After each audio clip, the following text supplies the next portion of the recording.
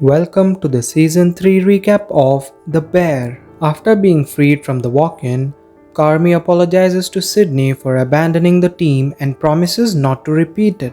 Marcus learns his mother has died and Sydney calls to offer condolences.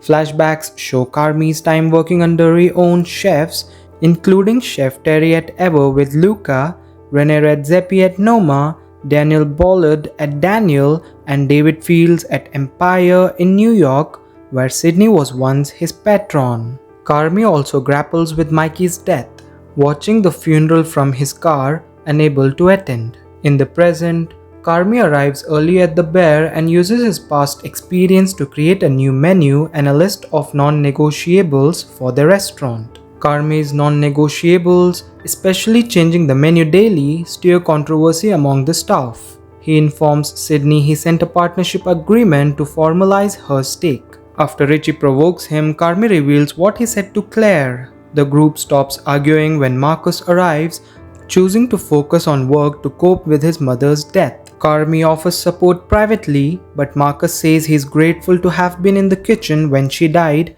believing it's what she would have wanted. He urges Carmi to lead the Bear to success. After Marcus's mother's funeral, the team faces a chaotic first month at the Bear. Carmi's daily menu changes raise expenses, upsetting Natalie and Cicero, while Richie introduces his own non-negotiables, frustrating Carmi. Under intense pressure, Carmi struggles to stay composed, with Sydney often managing his temper. A physical altercation between Carmi and Richie sends the expo sheets flying, making Sydney realize how dysfunctional the kitchen has become. Sydney is later approached on the street by ever CDC Adam Shapiro, who reveals he discreetly visited the bar and observed the chaos in the kitchen while praising Sydney's skills. Richie has an awkward conversation with Tiff's fiancé Frank, making him wonder whether his presence in his daughter's life is confusing her, but Natalie encourages him to continue being there for her. Natalie receives word that the Chicago Tribune plans to write a review of The Bear, causing the staff to realize that their food critic has already visited the restaurant. As the team preps the restaurant for the review photo shoot, Cicero brings in family friend Nicholas, the computer marshal, to cut costs. The team scrambles to recreate a duck dish mentioned in the review but lacks the ingredients due to daily menu changes. Chef Terry unexpectedly closes Ever, causing Carmi to doubt the Bear's future. Years before the series, Tina is laid off from her long-time office job during a tough financial time.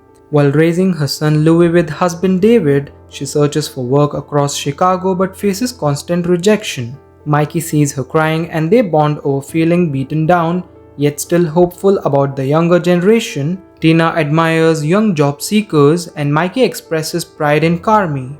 He then offers Tina a job as a line cook. At an Al-Anon meeting, Carmi hears one attendee question the value of apologies due to lasting consequences, while another says unspoken apologies are worse. Adam tells Sydney he plans to open a restaurant and offers her a CDC role, adding to her hesitation about signing with Carmi. The Bear rehires Mikey's old staff to help Ebra with the sandwich window, rekindling Ebra's joy for cooking. Sydney begins resenting Carmi for undercutting her authority.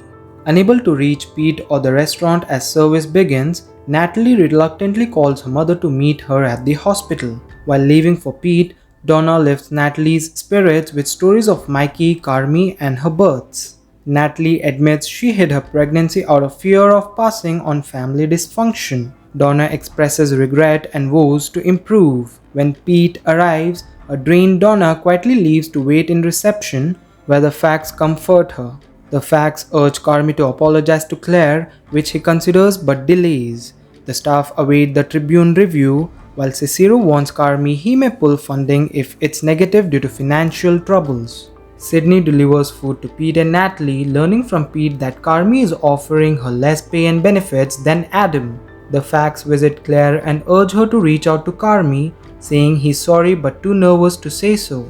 Carmi, Sydney, and Richie attend Ever's closing dinner. Richie spends time with Garrett and Jessica during service, while Carmi reconnects with Luca, who's staying in Chicago to visit his sister.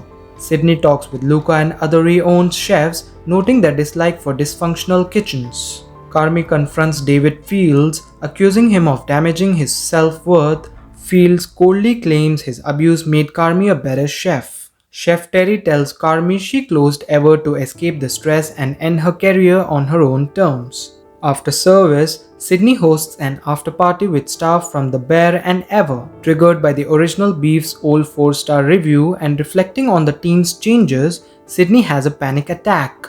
Carmi checks his phone and sees missed calls from Cicero and Computer along with the Tribune review. Thank you for watching the recap. Please hit the like and subscribe to our channel as that motivates us to bring more recaps for you.